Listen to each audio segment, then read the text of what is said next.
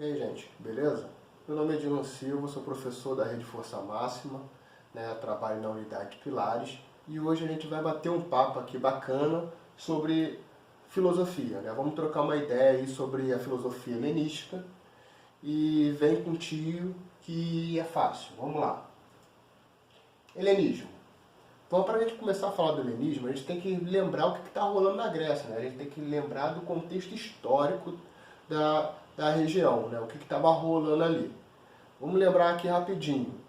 Lá a Grécia era formada por diversas cidades-estados independentes, Aí rolou um conflito contra os persas, as guerras médicas, depois rolou um conflito aí entre as cidades-estados, De um lado Esparta, do outro Atenas, que é a guerra do Peloponeso, e depois começou a rolar diversos conflitos entre as diversas cidades-estados, que enfraqueceu o poder grego, abrindo caminho aí para Macedônia dominar a Grécia. Aí começa então o domínio da Macedônia sobre a Grécia, que vai culminar no chamado helenismo.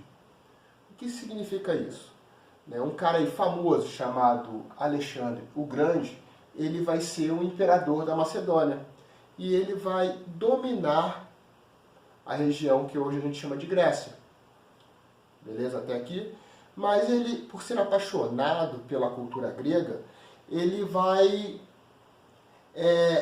manter a cultura grega e vai agregar valores de outras partes do seu império, por exemplo, da Ásia, parte do Oriente. Então, a mescla desses valores gregos com a cultura oriental vai dar origem à cultura helenística. Vamos lá. Domínio da Macedônia sobre a Grécia. Massificação da cultura grega. O que significa massificação da cultura grega? O idioma grego vai ser adotado na Macedônia. Isso demonstra uma unidade cultural. A moeda grega vai ser adotada também como moeda corrente. Aí rola uma unificação econômica. Tranquilo? O termo cosmopolita é cunhado nesse período e ele é muito pertinente para cá. Por quê? Cosmopolita é mais ou menos o que a gente chama de cidadão do mundo. O Império da Macedônia ocupava basicamente todo o mundo conhecido pelos europeus ali da Grécia. Tranquilo? Então o termo cosmopolita é muito pertinente aí ao Império da Macedônia e à cultura helenística. Propagação da filosofia grega. Alexandre o Grande vai ser um grande apaixonado pela filosofia grega, pela cultura grega. Então ele vai espalhar a filosofia grega. Mas essa filosofia ela vai acabar se modificando. Ela vai absorver tendências de outras culturas, ali de outras regiões do Império, do Oriente, por exemplo. Tranquilo? Vamos falar aqui delas. Perda da identidade política. A cidade-estado de Atenas era o quê? Uma democracia. Só que agora, Atenas ela é dominada pela Macedônia, que não é uma democracia. A Macedônia é um império. Então a questão pública das discussões da Ágora, ali sobre os embates de retórica, as votações, a cidadania grega, a cidadania ateniense, ela vai perder lugar, já que agora Atenas pertence ao império. Então essa questão pública vai dar lugar à sua questão privada. A gente vai ver que as escolas helenísticas que vão surgir aqui, elas falam mais sobre a questão do eu, da minha atitude. Tranquilo? Vamos aqui, Abandono das questões da metafísica. Aquelas questões que estão para além da física vão perder um pouco o sentido aqui na cultura helenística, elas vão ficar de lado. Tranquilo? Vamos lá. Escolas helenísticas. A filosofia não era apenas um conjunto de teorias, era um estilo de vida. Olha uma grande mudança aí. Né? Os filósofos não são mais aqueles que teorizam a origem do mundo ordenado, a origem dos deuses lá atrás, no período mítico, né? Sobre o mundo das ideias, enfim, vai ser uma coisa mais palpável. Ela vai estar associada ao estilo de vida que a pessoa se propõe levar. Não vai mais ter não vai rolar uma separação, né, entre o filósofo e o estilo de vida. O filósofo agora vai ser personificado por um estilo de vida. É uma coisa que vai estar junta ali, coladinho. Beleza? A ética é um pilar das escolas helenísticas. A ética ela vai ser fundamental ali no estilo de vida adotado pelo filósofo, pelas pessoas que vão ingressar em determinadas escolas ali da filosofia helenística. Vamos aqui continuando, hein? Todas as escolas buscam a chamada ataraxia. Nós vamos falar de 4 escolas, né? E todas elas vão buscar essa chamada ataraxia. Ah, Dylan, mas o que é ataraxia? Está aqui, ó. Imperturbabilidade do espírito. Essa ataraxia é o grande objetivo das escolas helenísticas. Atingir a plenitude, a paz, o espírito tranquilo, de boas. Beleza? Também buscam a felicidade, que também pode ser chamado de eudaimonia. Tranquilo? Então, todas as 4 escolas que nós vamos falar vão buscar isso aqui. Os helenistas vão também, aqui as escolas helenísticas vão também repudiar os sofistas.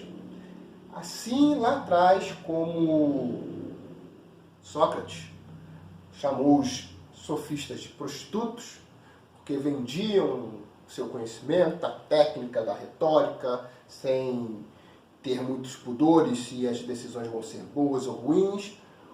Essa galera aqui da escola helenística também vai ser contra os sofistas. Eles vão falar o seguinte, ó. Se eu prezo pela coerência do meu estilo de vida e a minha filosofia, que agora são uma só, que agora é uma só, uma pessoa que vende o discurso e distorce a verdade, ela não está sendo coerente com o seu estilo de vida. Daí jamais pode ser chamada de filósofo. Então, essa é uma crítica das escolas helenísticas aos sofistas. Ah, Dylan, mas quais são essas escolas helenísticas? Estão aqui, ó. A cínica, a estoica, a epicurista e a pirronista. Essas 4 aqui vão ser que nós vamos falar agora. Vamos para a primeira, escola cínica. Todo mundo aí já deve ter ouvido falar, né? Caraca, fulano é mó cínico. Ciclano é mó cínica. Com a entender que é uma pessoa falsa. Os cínicos aqui tem essa de falsidade não. Os cínicos eles vão ser bem verdadeiros. Né? Aquela pessoa que toma lá da cá. Você falou, eu rebati com aquilo que eu penso. Vamos falar deles aqui, ó. Fundado por Antístenes, discípulo de Sócrates. Modo de vida fundamentado na imagem do cão. Caraca, o que quer dizer isso, Dylan? Vamos lá. A palavra cínico. O cínico significa como um cão.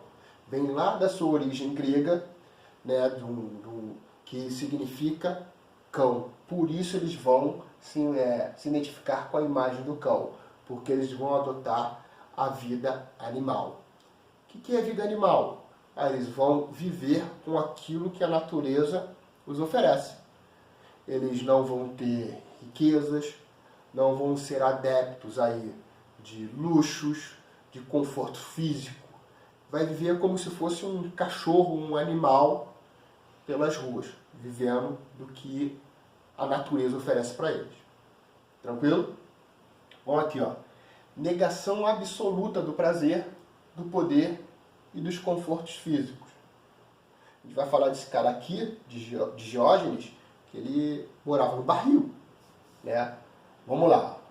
Todo ato cínico consistia em um preparo para a adversidade. O cara estava sempre preparado para um ambiente adverso, né? Assim como um animal se prepara e se vira com a adversidade. Vamos falar do Diógenes aqui, Diógenes de Sinop, ou também chamado de Diógenes, o cínico, que foi o cínico mais famoso aqui dessa escola.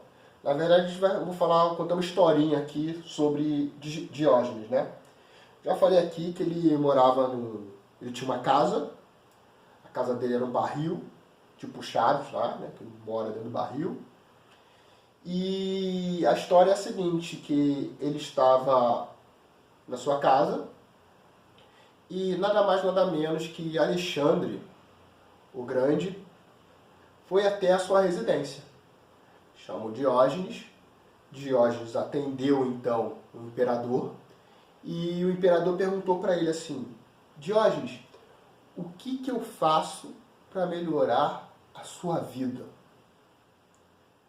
Diógenes respondeu, sem pestanejar: sai da frente do meu sol. O imperador ficou abismado com a resposta e dizem, né, aí não tem comprovação, que ele chegou a afirmar que se ele não fosse o Alexandre, ele gostaria de ser Diógenes. Tranquilo? Isso aqui mostra o quê? O tanto faz para o imperador, né? Ele respondeu ao imperador como ele responderia a qualquer outra pessoa que estivesse atrapalhando ali o banho de sol dele no momento. Ele não tem pudor ali com hierarquias sociais ou prestígios e privilégios, porque ele segue como um cachorro e na natureza não tem isso. Todo mundo é igual, todo mundo é tratado como igual, né? Vamos aqui então. Escola estoica, tá faltando um acentinho aqui, né? Desculpa aí, vamos lá. Fundada por Zenão de Eleia. Fundada por Zenão de Eleia, eles pregavam o quê? A subordinação ao destino. Com isso, para chegar à ataraxia. Mas o que é subordinação ao destino? É o seguinte, eles acreditam que o mundo é um mundo racional. A racionalidade em tudo. Todos estamos num mundo racional. E eles falam o seguinte: esse mundo racional, ele é designado, todas as pessoas têm o seu destino. Se essas pessoas têm o seu destino, não tem como eu fugir dele, porque vai acontecer. Daí, para eu conseguir chegar à ataraxia, eu tenho que aceitar essa subordinação. Eu devo entender que isso vai acontecer eu querendo ou não. Então só me resta o quê?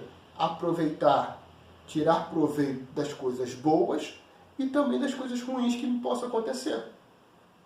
Porque se acontecer algo ruim, já estava escrito, eu não tinha como fugir, não tinha como evitar, porque estava no destino. E só através dessa aceitação do destino, dessa subordinação ao destino, é que eu consigo aí chegar à ataraxia. Beleza? Indiferente ao prazer e à dor, são indiferentes. A virtude é o único bem. Vamos trabalhar um pouquinho a questão da virtude aqui. Por quê? A virtude é o único bem. Se a virtude é o único bem, abrir mão dessa virtude é um único mal. E qual a importância dessa virtude? Porque você, seguindo o caminho da virtude, você se torna um homem. E por que eu me torno um homem seguindo o caminho da virtude? Simples, né? Tranquilo. A virtude, ela ensina ou disciplina as paixões humanas. que é essa paixão? Nossa, eu estou apaixonado por ciclano. Não. As paixões são os desejos, as vontades. A virtude, ela vai disciplinar essas vontades. Mas por que isso? Porque se eu tenho vontade, essas vontades vão me levar para o uso dos prazeres, ou, digamos assim, a querer somente coisas que me deem prazer, né, que eu goste. Mas se eu estou subordinando agora o meu desejo àquilo que eu quero, eu estou indo contra o destino. Então, quando um homem se torna escravo das suas paixões, ele está indo contra o destino. E a virtude, ela disciplina essas paixões. E assim um homem consegue chegar à ataraxia. Beleza? Toda a realidade existente é uma realidade racional. Nós nascemos no mundo racional e nós deixamos de existir também nesse mundo racional. Os estoicos aqui, eles vão lidar com a morte, por exemplo, com muita naturalidade. Porque já está escrito, eu nasci e eu vou morrer. Então eu nasci no mundo racional e eu vou deixar de existir nesse mundo racional. Então a morte é uma coisa natural, racional. Tranquilo? Vamos lá? Epicuristas. A galera geralmente olha os epicuristas aqui com outros olhares, assim, não, essa galera só fanfarrona que só quer as coisas boas da vida. Mas tem uma diferença aqui e a gente vai falar um pouquinho delas. Vamos ver curtir aqui que tá de boas, né? Fundada por Epicuro de Samos, daí o nome, epicurista.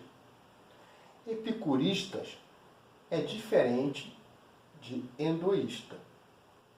Epicurismo é diferente de endoísmo. O que é endoísmo? É a busca por prazeres. Busca por prazeres incessantes. Eu só vou querer isso e nada mais. Eu vou buscar aquilo que eu quero, aquilo que me dá prazer e vou utilizar isso, vou aproveitar isso e quando acabar eu vou atrás de mais, eu quero mais e mais e mais, desmedido. Os epicuristas vão falar assim, para você chegar à ataraxia, que é lá a plenitude, você deve procurar os prazeres sim. Só que esses prazeres devem ser buscados com moderação. O que isso significa? Os epicuristas vão dividir em 3 prazeres. E esses prazeres devem ser moderados entre si. Tranquilo? Aqui, ética dos prazeres, significa moderação. Existem 3 tipos de prazeres. Vamos lá. Primeiro, prazeres naturais e necessários. Esses prazeres naturais e necessários, eles devem ser buscados. Mas professor Dino, o que é um prazer natural e necessário? Beber água quando tem sede, comer quando tem fome. Você deve procurar esse tipo de prazer. Saciar sua sede e saciar sua fome. Tranquilo? É um prazer natural e necessário. 2 aqui, prazeres naturais e não necessários. O que significa isso? São prazeres que você deve buscar com moderação. Não estou te proibindo, mas estou falando que você deve ser comedido, na verdade, no momento em que você for utilizar, absorver e usufruir desses prazeres. Por exemplo, aqui, doces e sexo. Ele fala, não tem que ser proibido, mas você deve ter moderação a buscar esse tipo de prazer. E, por final, aqui, os prazeres nem naturais e nem necessários. Esses devem ser evitados a qualquer custo. E o que é? Poder, fama, riquezas. Esses devem ser evitados. porque esse corrompe um homem. Daí, olha a grande diferença entre os epicuristas e os endoístas. Os endoístas buscam todo tipo de prazer e qualquer prazer. Os epicuristas, eles enumeram quais são os naturais que devem ser buscados, os naturais que devem ser buscados com uma moderação e aqueles que não devem ser buscados de forma alguma. Tranquilo?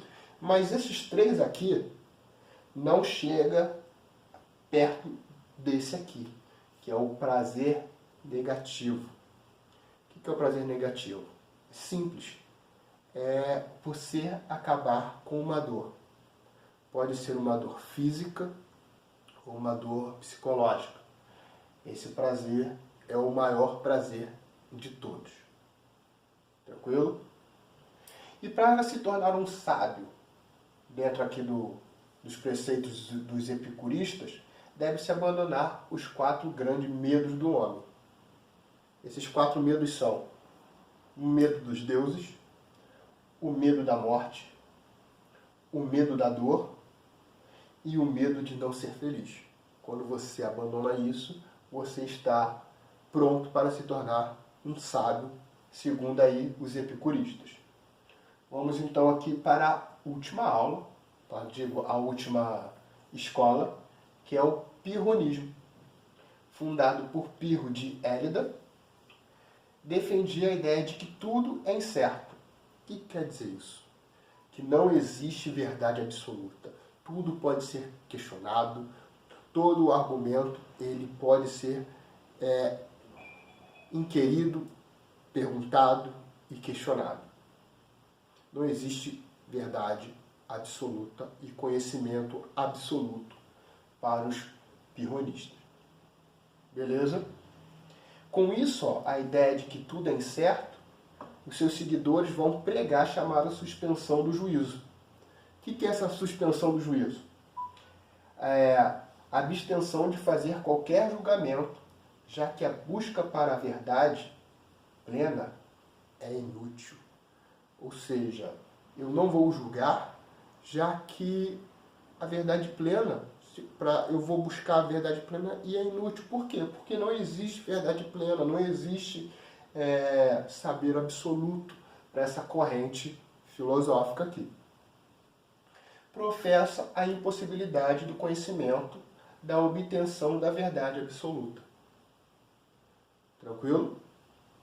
De boas? Relembrando aqui, então os pirronistas, ou pirronismo, vai falar que tudo é incerto, né, a incerteza de tudo.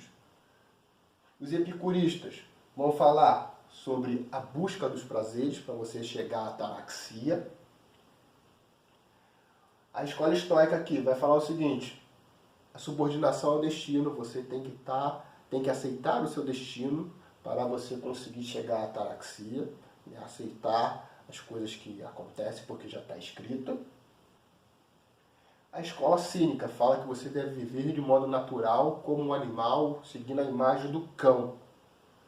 Assim você abrindo mão dos seus prazeres, abrir a mão do conforto, para assim você chegar à ataraxia. Tranquilo?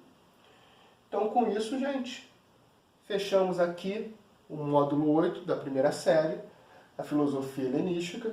Espero que vocês tenham gostado da aula e até a próxima, gente. Tchau, tchau. Hashtag fique em casa.